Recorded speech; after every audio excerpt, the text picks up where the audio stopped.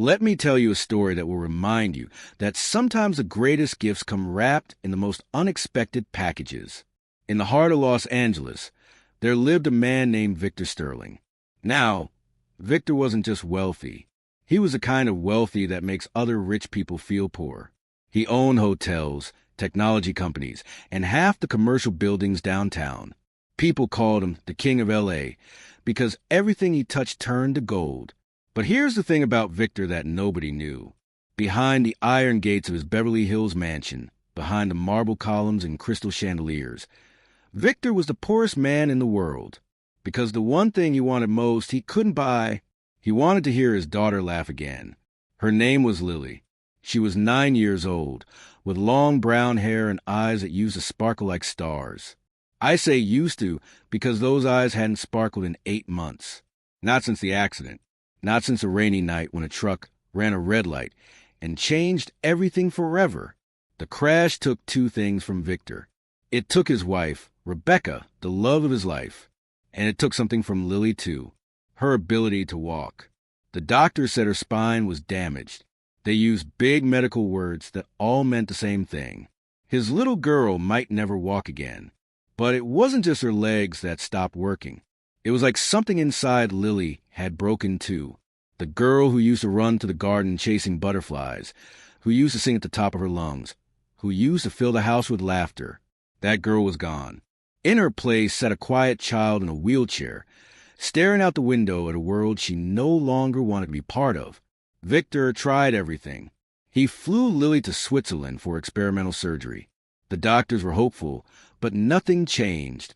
He took her to a specialist in Japan who had helped Olympic athletes walk again.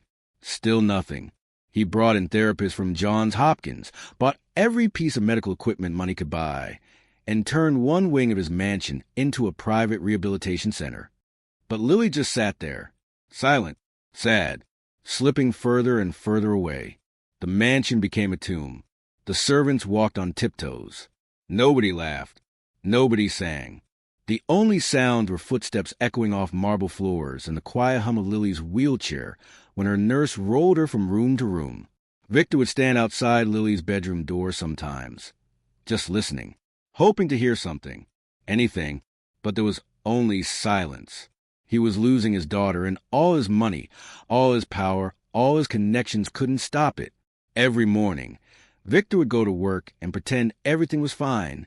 He'd sit in board meetings, make million-dollar deals, and smile for the cameras. But every night, he'd come home to that silence. And every night, a piece of his heart would break a little more. The garden outside Lily's window had once been her favorite place. Rebecca had planted roses there, every color you could imagine.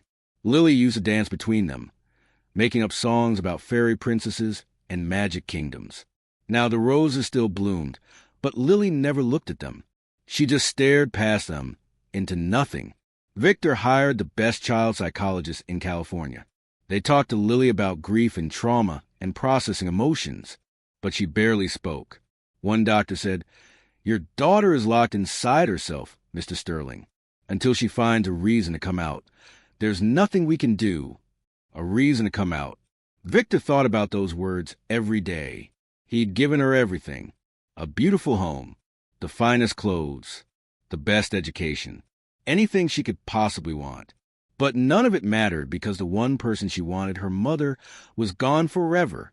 On this particular Tuesday afternoon, Lily sat in her usual spot by the window. The nurse had wheeled her into the garden because the doctor said sunshine was good for her. But Lily didn't care about sunshine. She didn't care about anything. She sat there, small and still, her hands folded in her lap, her eyes focused on nothing. The mansion stretched out behind her, huge and empty and cold. And Lily felt just as empty inside. Victor watched from his office window on the second floor. He watched his daughter sit there like a little statue, and he felt completely helpless. For the first time in his life, Victor Sterling, the man who could solve any problem with money or power, had met a problem he couldn't fix. He whispered to the empty room, "Rebecca, I don't know what to do. I'm losing her. Tell me what to do." But Rebecca was gone, and Lily was fading, and the silence was winning. What Victor didn't know What nobody knew was that at that very moment, someone was about to slip through a gap in their perfectly guarded fence. Someone with no money, no home, and no shoes. Someone who would change everything. Because sometimes, my friends, the answer to our prayers doesn't come in the package we expect. Sometimes it comes barefoot, hungry, and covered in dust from sleeping under bridges. And sometimes, just sometimes, a miracle looks like a homeless boy who knows how to dance. Now, let me tell you about Tommy. Tommy was 11 years old. Though he wasn't exactly sure. He didn't have a birth certificate or baby pictures, or anyone who remembered the day he was born. What Tommy did have was a torn t-shirt, shorts 3 sizes too big held up with rope, and feet so tough from walking barefoot that he barely felt the hot sidewalk anymore. Tommy lived nowhere and everywhere.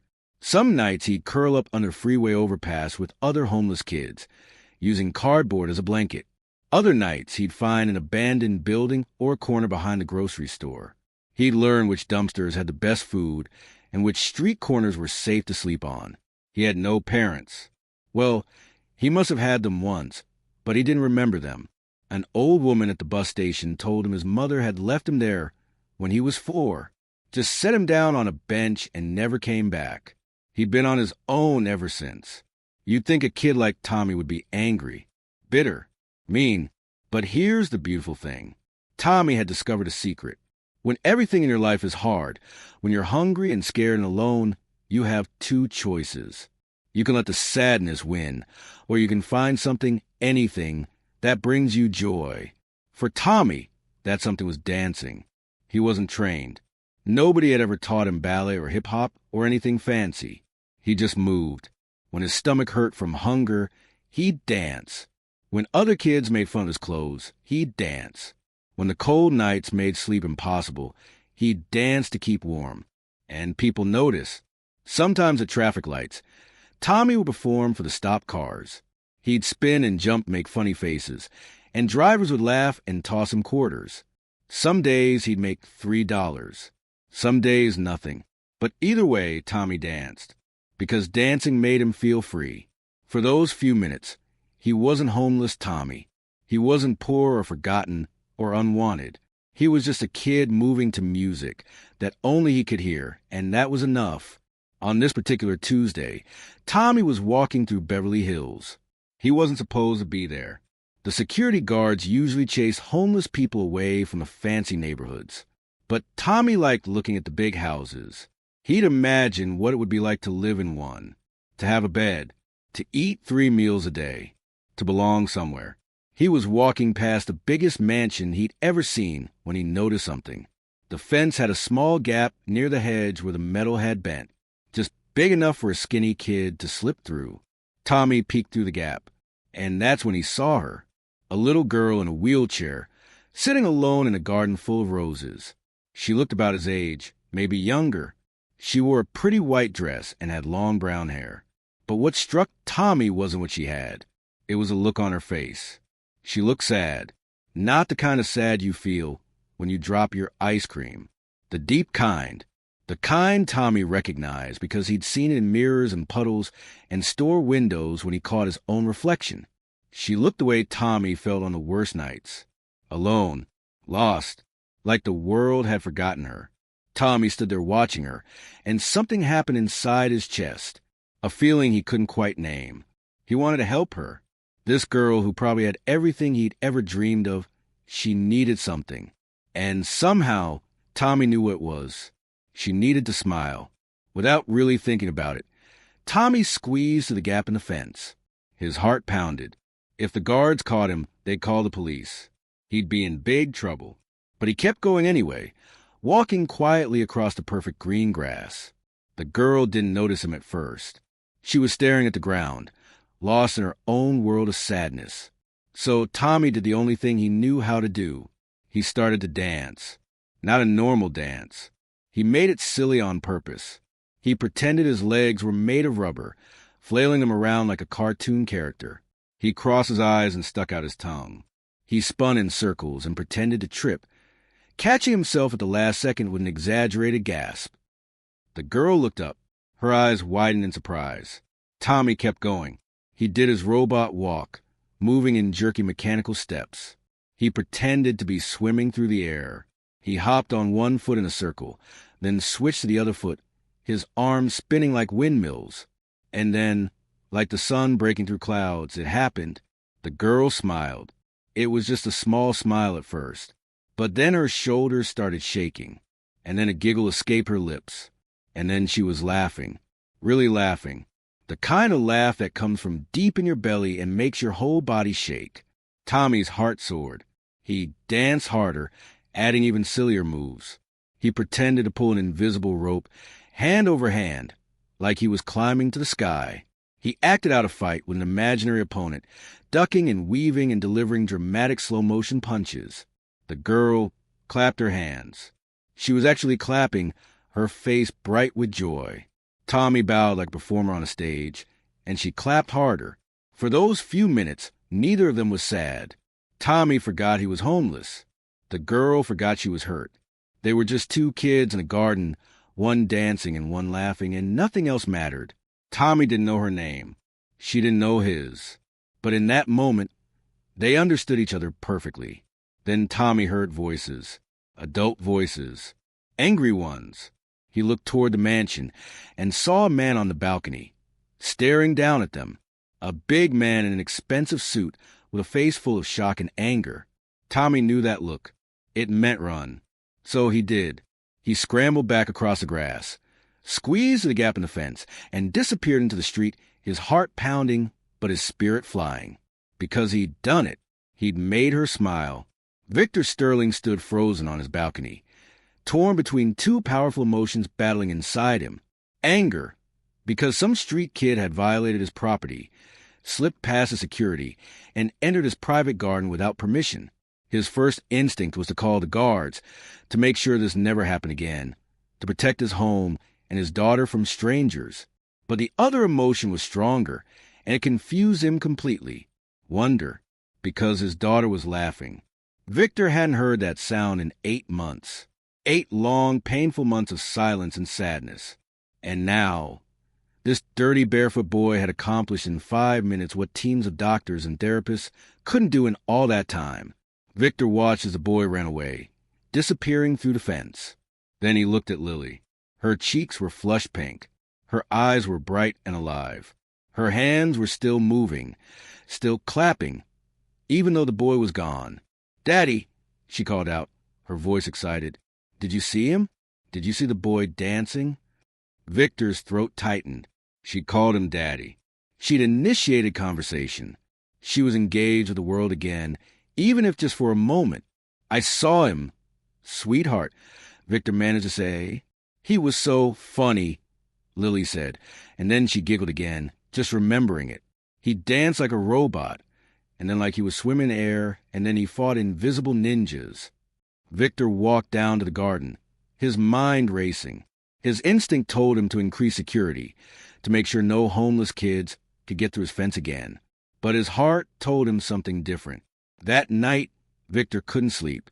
He kept seeing Lily's face, bright with laughter. He kept hearing her voice, excited and alive, and he kept thinking about what his wife would have said. Rebecca had always been the warm one, the compassionate one.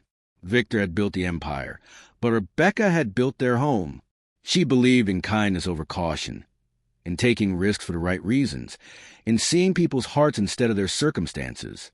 "What would you do, Rebecca?" he whispered into the darkness. He knew the answer. She want to find that boy. She want to thank him. She want to understand what magic he possessed that could bring their daughter back to life. The next afternoon, Victor positioned himself near the window, watching. He'd told the security guards to let him know if anyone approached the fence, but not to intervene. Not yet. At exactly 4 o'clock, movement caught his eye. The boy was back, squeezing through the same gap in the fence, glancing around nervously before walking toward the garden. Lily was already there, waiting. Victor had made sure of it, and when she saw the boy, her face lit up like Christmas morning. "You came back," she shouted. The boy grinned. "I promised myself I would. Are you ready for today's show?" Victor watched from inside as the boy began another performance. This time he pretended to be different animals. A stiff-legged giraffe, a waddling penguin, a monkey scratching himself and picking invisible bugs from his hair. Lily laughed so hard she had to hold her stomach. But Victor noticed something else. Between dances, the boy would check on Lily. "Are you okay? Do you need water? Is the sun too bright?" He was gentle with her. Careful. Kind. This wasn't some delinquent causing trouble. This was a child trying to bring joy to another child. After an hour, Victor made his decision. He walked out into the garden. The boy saw him and froze, fear flashing across his face. He took a step back, ready to run again. "Wait," Victor said, holding up his hand. "Please don't go." The boy stopped but kept his distance, like a stray dog that's been kicked too many times. "What's your name?" Victor asked gently. "Tommy, sir." "Tommy, I want to thank you. You've given my daughter something I couldn't give her. You made her laugh." Tommy relaxed a little. "She seemed sad yesterday. I just wanted to help." "Where do you live, Tommy?" The boy's eyes dropped. "Around. Different places." "Do you have parents? Someone taking care of you?" Tommy shook his head. "Just me, sir." Victor felt something crack inside his chest. This child, alone in the world, had shown more compassion to Lily than people who were paid to help her. "Daddy, can Tommy come back tomorrow?" Lily asked, her voice hopeful. Victor looked at his daughter's face, so bright and alive. Then he looked at Tommy, thin and barefoot, but standing tall with dignity despite his circumstances. In that moment, Victor Sterling, the brilliant businessman who'd built an empire on calculated decisions, made the most impulsive choice of his life. "Tommy, how would you like to come back every day? I'll make sure you have a good meal before you leave. And maybe we can talk about something more permanent." Tommy's eyes went wide. "You mean it, sir?" "I mean it."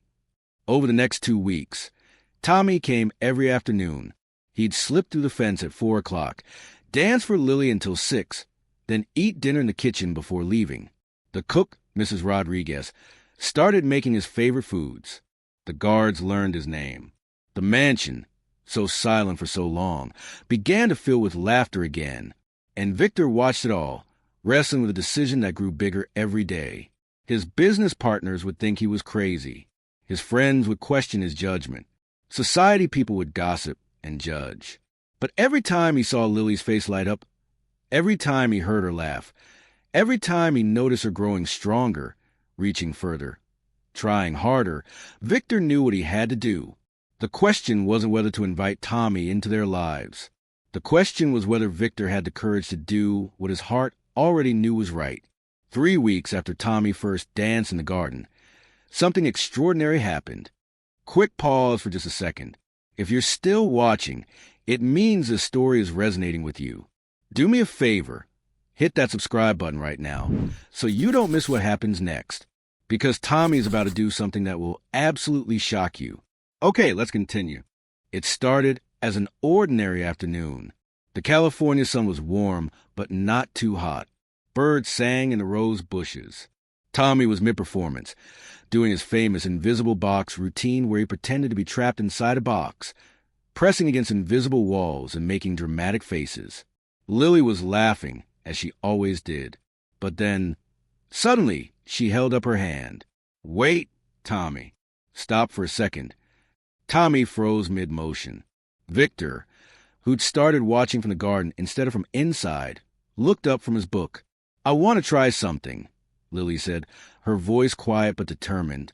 She gripped the armrest of her wheelchair. Her small fingers turned white from squeezing so hard. Her face scrunched up with concentration. "Lily, you don't have to," Victor started to say, but she cut him off. "Yes, I do, Daddy. I want to." Tommy knelt beside her wheelchair, his eyes wide. "You can do it, Lily. I know you can." For a long moment, nothing happened. Lily's arms trembled. Her breathing got heavy. Victor's heart pounded in his chest, afraid to hope, afraid to watch, but unable to look away. And then, inch by inch, Lily began to rise. Her body lifted from the chair. Not much, maybe 3 inches, but she was standing, supporting her own weight. Her legs, which doctors said might never work again, were holding her up. "1," Tommy whispered counting. 2, Victor breathed, tears already streaming down his face. 3, Lily said through gritted teeth. 4, 5. She held it for 7 full seconds before her strength gave out, and she sank back into the chair, gasping and laughing and crying all at once. I did it, she shouted. Did you see? I stood up.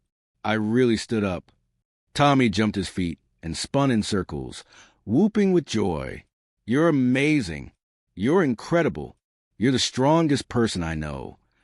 Victor couldn't speak. He dropped to his knees beside his daughter, wrapping her in his arms, his whole body shaking with sobs. You did it, baby. You really did it. I'm so proud of you. The 3 of them stayed there in the garden, crying and laughing together, as the miracle of what had just happened washed over them. That evening, after Tommy had left, Victor sat with Lily in her room. How did you do it? He asked. What made you able to try? Lily thought for a moment. When Tommy dances, he makes me forget that I'm supposed to be broken. He doesn't treat me like I'm fragile or different. He just treats me like a regular kid. And when I watch him move, I think, maybe I can move too. Maybe I'm stronger than I think. Victor understood then. Tommy hadn't healed Lily with medicine or therapy. He'd healed her with something simpler and more powerful. Belief, joy, friendship, the simple gift of treating her like she was whole instead of broken. From that day forward, Lily tried to stand every afternoon. Sometimes she managed 5 seconds, sometimes 15. Once she stood for almost a full minute, her legs shaking but holding. And every single time, Tommy was there, cheering, believing, dancing beside her like it was the most natural thing in the world. But it wasn't just Lily who was changing. Tommy was changing too. He'd started staying for dinner every night. Then Victor suggested he take a shower and gave him clean clothes. Then a spare bedroom was prepared just in case he wanted to rest before going home. Then the spare bedroom became Tommy's room, though nobody said it out loud. Tommy, who'd spent 7 years sleeping on cardboard and eating from dumpsters, now had a bed with soft sheets. He had a closet full of clothes. He sat at a dinner table every night with people who asked about his day and actually cared about the answer. One night, Victor found Tommy standing in the hallway, staring at a family photo of Victor, Rebecca, and baby Lily. You miss her, Tommy said softly. Lily's mom. Victor nodded, his throat tight. Every day. I used to imagine what it would be like to have a mom, Tommy said. I'd see families at the park, and I'd make up stories about having one. What she'd look like, what she'd say, how she'd hug me. He paused. Is it okay that I'm here? In her house? Won't people think it's disrespectful? Victor put his hand on Tommy's shoulder. You know what I think Rebecca would say if she could see you? She'd say you're exactly what this family needed. She'd thank you for bringing our daughter back to us. And she'd probably already be calling you her son. Tommy looked up at Victor, his eyes shining. Really, really. That night, Victor made official. He called his lawyer and started the paperwork. Tommy wouldn't just visit anymore. He'd stay. Legally. Permanently. He'd become part of the Sterling family. When Victor told Tommy the next morning, the boy didn't say anything. He just wrapped his arms around Victor and cried. For the first time in 7 years, Tommy felt like he belonged somewhere, like he had a home, like he mattered. And upstairs, Lily practiced her standing in front of her mirror, holding on to her dresser, her face determined and strong, because she had a goal now. She wanted to walk to Tommy and give him a proper hug, not from her wheelchair, standing up, eye to eye, the way brothers and sisters should. The impossible was becoming possible, one small victory at a time. I wish I could tell you that everything became perfect after that. But life doesn't work that way, and you need to hear the whole truth. The first opposition came from Victor's business partners. They called an emergency meeting. Victor, this is insane, one of them said. Taking in a street kid? What do you really know about him? What if he's dangerous? What if this backfires?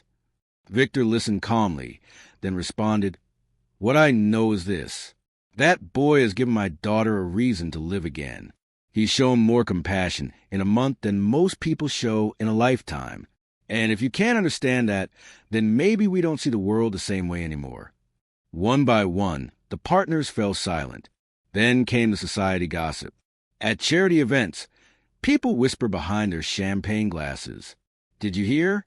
Victor Sterling adopted some homeless boy. How eccentric. How reckless. What will people think? But something interesting happened. Not everyone gossiped. Some people were moved by the story. A local news channel did a segment on it. In a world driven by wealth and status, one billionaire chose compassion over convention. Letters started arriving at the mansion, dozens, then hundreds, from people all over the country.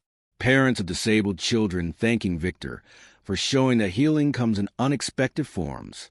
Homeless shelters asking for donations, inspired by Tommy's story. Teachers asking if they could share the story with their students. But the most important changes were happening inside the mansion itself.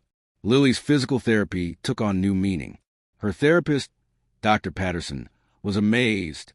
Whatever you're doing, keep doing it. She's showing progress I honestly didn't think possible.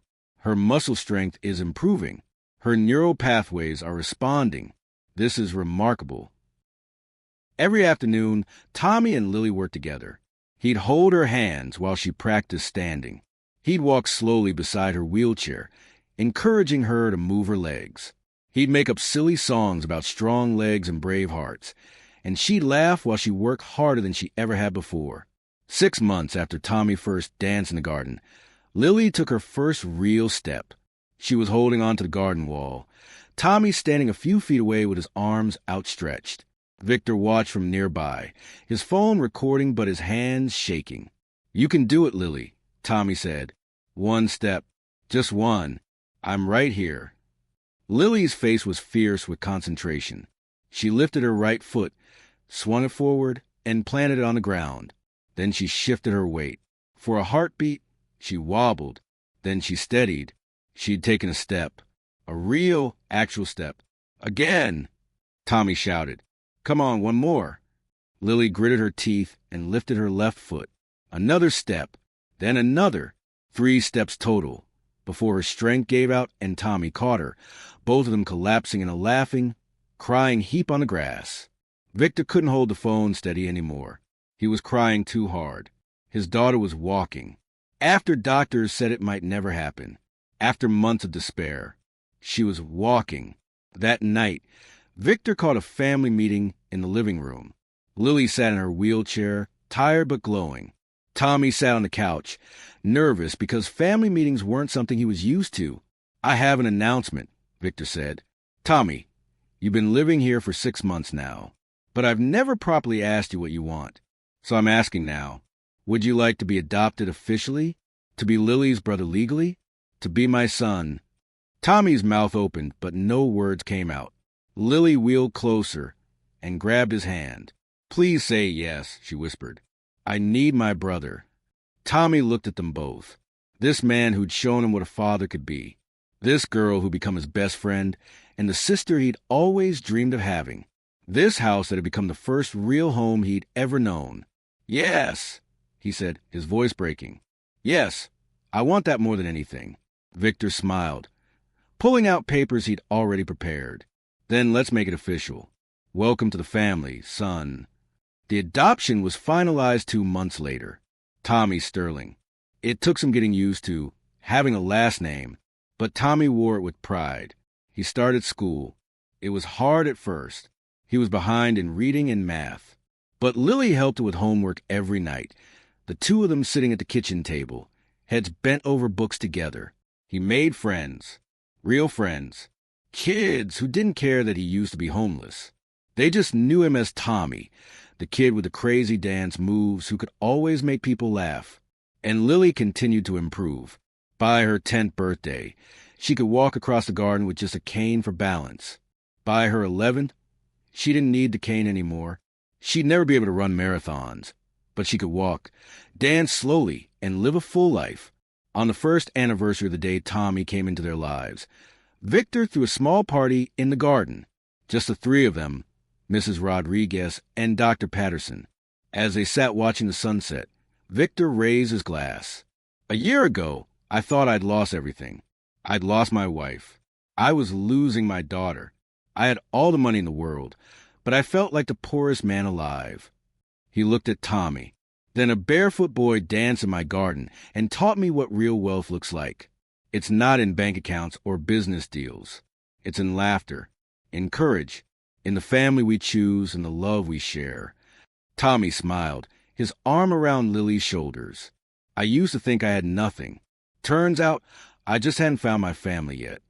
Lily stood up, still a bit wobbly but standing on her own. My turn to make a speech. A year ago, I didn't live anymore. Everything hurt too much. But then Tommy showed me that even when you have nothing, you can still dance. Even when life is hard, you can still find joy. He taught me to be strong. She walked over Tommy and hugged him tight. You're the best brother anyone could ask for. As the sun set over Beverly Hills, painting the sky in shades of gold and pink, 3 people who've been broken in different ways sat together, whole at last. And if you listened carefully, you could almost hear laughter echoing through the garden. Not just theirs, but maybe Rebecca's too, watching from wherever she was, smiling at the family that have found each other in the most unexpected way. Because here's what I've learned and what this story teaches us all. Money can buy a lot of things, but it can't buy the things that matter most. It can't buy laughter. It can't buy the courage to stand when you've fallen.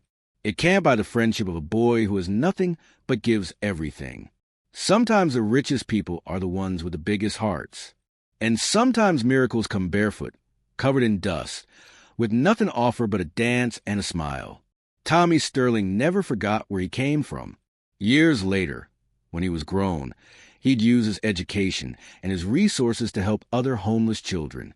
He'd tell them his story and say, "You are not invisible. You are not worthless. You are capable of bringing miracles into people's lives." And Lily Sterling, who learned to walk again against all odds, became a physical therapist herself. She specialized in working with children who'd been told they'd never recover. And she'd tell each one, "I know it seems impossible, but I also know that sometimes impossible just needs someone to believe in you and dance beside you while you learn to stand." As for Victor Sterling, he learned that being rich isn't about what you own. It's about what you give. And the greatest gift he ever received came from a boy who had nothing to give but joy. This is a true story about hope, about family, about the power of kindness in a world that often forgets how to be kind. And somewhere out there, maybe in your city or your neighborhood, there's another Tommy, another child who seems invisible, but who carries inside them the power to change someone's world. The question is, will you see them? Thank you for listening to this story. If it touched your heart, share it with someone who needs to remember that miracles still happen, that kindness still matters, and that sometimes the greatest gifts come from the most unexpected places. Until next time, keep believing, keep hoping, and never forget that every single one of us has the power to bring light into someone else's darkness. All we have to do is dance. Hey, before you go, let me ask you something. Did this story make you feel something? Did it remind you that the world still has good people in it? That's what we do here at Threads of Legacy. We tell stories that restore your faith in humanity. Stories that make you think, make you feel, and make you remember what's truly important. If you enjoyed this, please subscribe to our channel.